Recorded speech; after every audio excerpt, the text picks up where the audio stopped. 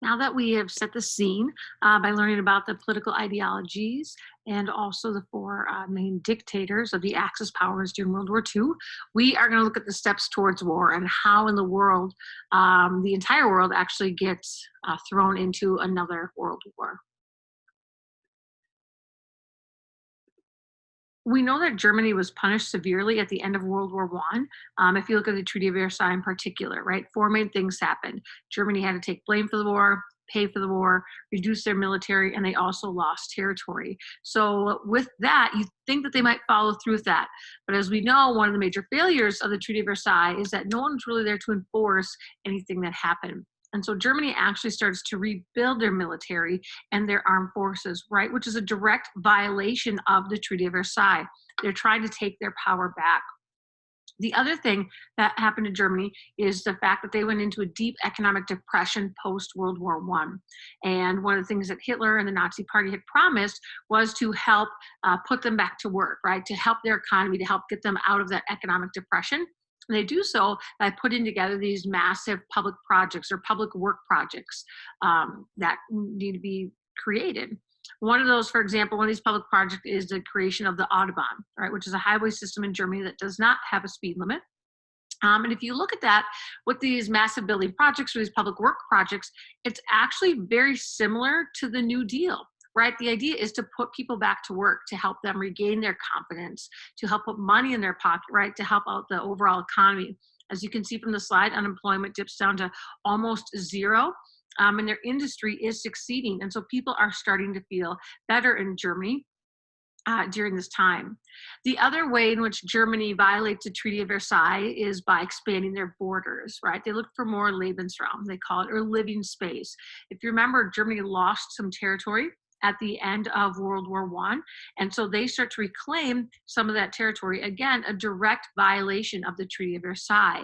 The first area that they look to reclaim is the Rhineland. It's a portion in Western Germany that was kind of used as a buffer zone between Germany and France, and Germany looks to take that back.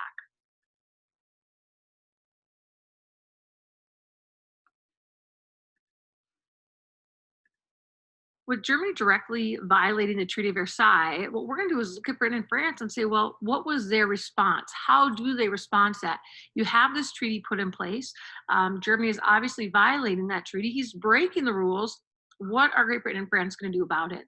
And the answer was they really didn't do much about it at all. They really didn't respond to the actions of Germany. Many European leaders felt that the Treaty of Versailles was far too harsh on Germany. Maybe at the time, right after the war, they didn't mind it, but as time went on, they felt that maybe it was too harsh.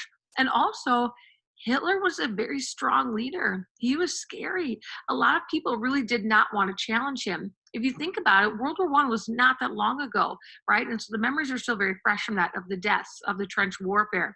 I believe there are almost 17 million deaths from World War One. Nobody wanted to go back to that, right? And so they just thought, you know what? Let's just appease him. So that word appeasement you can see on the slide is really important. The idea with appeasement is giving into the demands of Hitler in order to prevent conflict. Like, hey, if we'll just give him a little bit more, then he won't ask for any more, right? We'll give into him this one time and then he'll be satisfied and he won't ask for any more. Of course, so what they're not realizing is that by giving into him and appeasing him, right, and letting that behavior continue, he actually continues to try to take more. So, of course, once Germany took back the Rhineland, they did not stop there, right? So, appeasement really was not working. If we look at Germany's next moves, you can see in 1936 that Hitler and Mussolini sign an alliance, creating the Axis powers, right? So, they are now really united in their anger over the Treaty of Versailles. And they decide if either one of them wants to regain any power, that they really need each other. Germany then starts demanding other areas within Europe. And at first, they demand Austria. They wanted the Sudetenland. This is the industrial region in Czechoslovakia. The reason they wanted that, of course, is because they started turning their industry into a weapons industry, into war industry. And so if they could take over that industrial area of Czechoslovakia, it would help with that goal.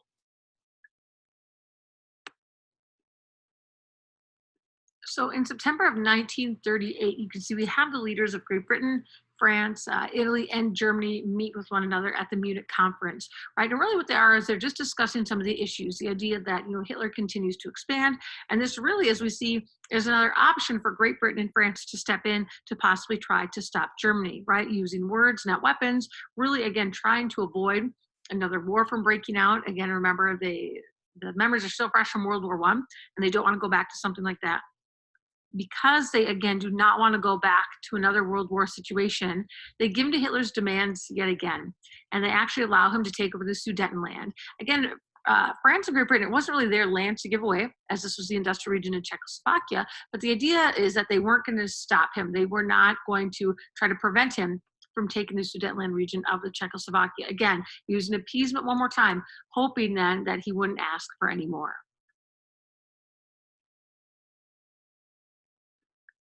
So did appeasement actually work for France and Great Britain? By not stepping in, did that stop Germany, right? Are they able to maintain peace and prevent another world war?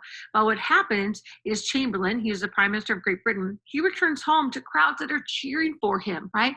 Because what they looked at was, here's a leader that kept us out of war, right? We're not going back to a world war. And they were so excited about that at the time because war was an option, right? They could have decided to step up and challenge Hitler, but instead they decided for peace.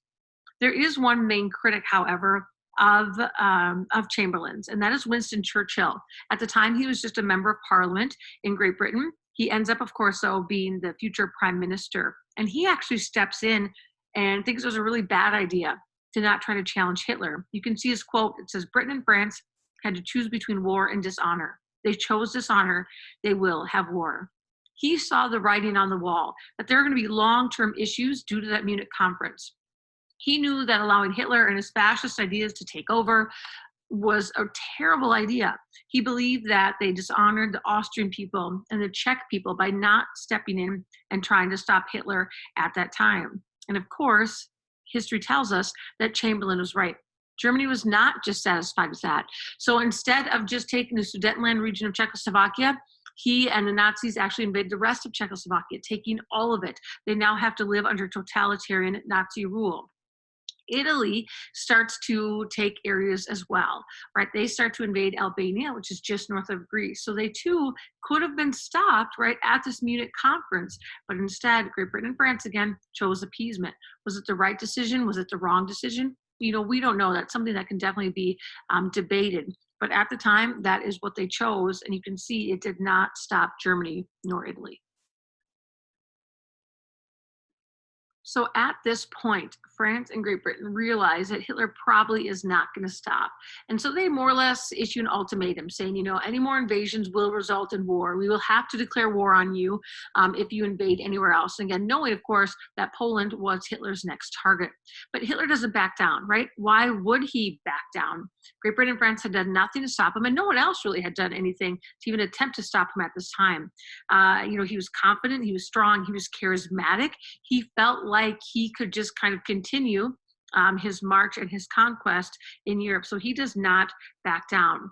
However, what he does realize is that he would not be able to fight two fronts at the same time.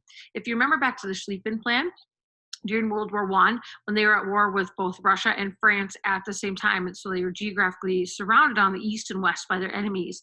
It did not work out very well. So they realized, or Hitler realized, he really can't fight two fronts at one time. So what he does is he enters into this pact with the Soviet Union and with Joseph Stalin. It's known as the 10-year non-aggression pact.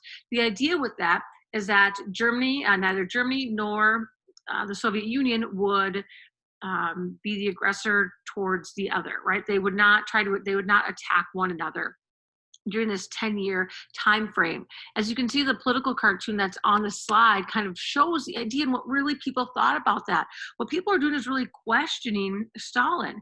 The idea of Stalin being this naive bride who is lovingly looking in the eyes, of this husband that is going to betray the Soviet Union, that's going to betray Stalin eventually. So many people are very critical of Stalin's decision to have this 10-year non-aggression pact with Germany.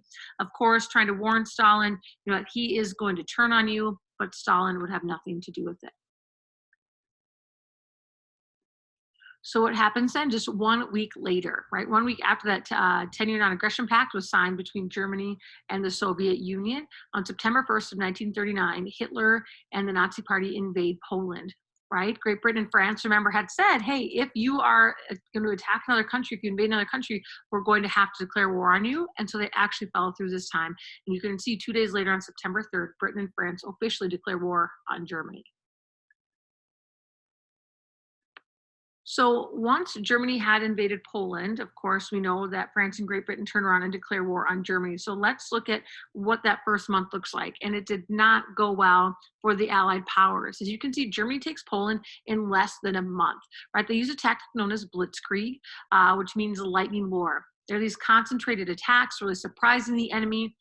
They're very quick, right? And again, the key is that they are surprised. If any of you are football fans out there, you've heard about, when you blitz the quarterback. It's all in, sending everybody at once, and it's kind of a surprise, right? The idea is that maybe the offense doesn't know what's coming. That's where the term blitz comes from, is from blitzkrieg, right? Which is a tactic that was used by Germany in World War II.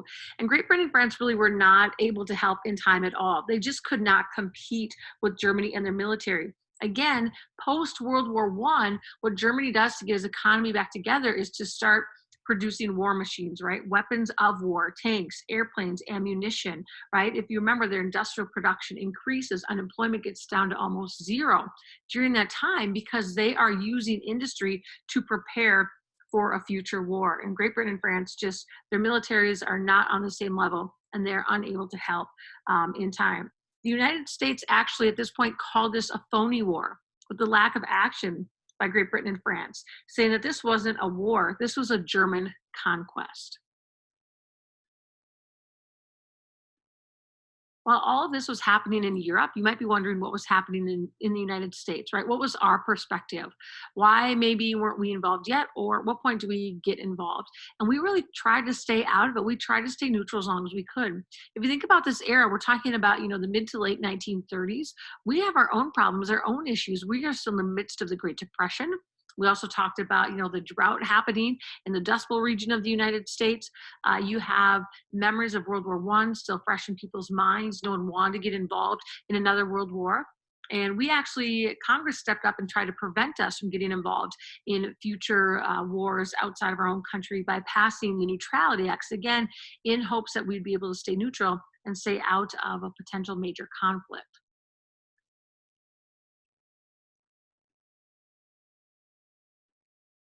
So obviously members of Congress and the American people really did want to stay neutral, and we tried as hard as we could to stay neutral and stay out of the war. Of course, we eventually do end up in the war once we were attacked at Pearl Harbor, but we actually started to help out our friends a little bit before then. And so let's talk about why. In September of 1940, you have the Tripartite Pact created. So now not only do you have Italy and Germany creating, the Axis powers in that alliance, but now they bring Japan in as well. France at this point by September of 1940, had already fallen under German control at the Battle of Dunkirk. So France no longer was a free nation. They were now under German control. And we knew that Great Britain was next. Everybody did, right? And think about the historical connections and the alliance that we have with Great Britain. And we knew that they were next. We see Germany continue to get more and more aggressive. Think about it, right? When they invaded Poland, we were angry about it. Of course we were. We didn't jump in with France and Great Britain right away and declare war against Germany, but we were angry about it. And once Germany starts to become more and more aggressive, FDR actually goes to Congress and asks them to edit those neutrality acts so that we can send aid to Britain, realizing if Britain falls, then what? Are we going to be next, right? We have to make sure that we are helping out our allies. And so they come up with the idea of this lend-lease. It's borrowing without repayment or without repayment specifications right away. I love this quote by FDR. It really does explain the idea of lend-lease.